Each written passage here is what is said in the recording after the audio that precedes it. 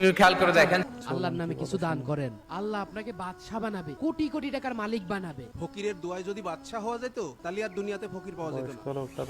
আমি যদি তোমাকে বাদশা হওয়ার রাস্তা দেখাতে পারি, তুমি কি আমাকে উমরা করাবে? ঠিক আছে চাচা, তোমার কাছে কত টাকা আছে? 50 টাকা আছে। ওই 50 টাকার জিলেবি কিনে রাস্তায় মানুষের মাঝে হাসি মুখে বিলিয়ে দিবা, বিনিময়ে কিছু চাইতে পারবা না। আচ্ছা ভাই, 50 টাকা জিলেবি দেন দিন, লোকজনের দিয়ে দি।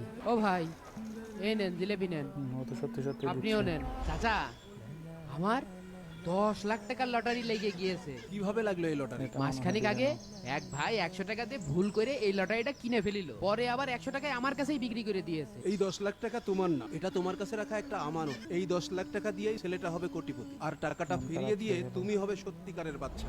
আপনি কি আমাকে চিনতে পেরেছেন? তোমার কাছে ওই যে 100 টাকা লটারি বিক্রি করলাম ওই দিন, ওই টাকা দিয়ে কেনা লটারিতে 10 লক্ষ টাকা বাইদেছে।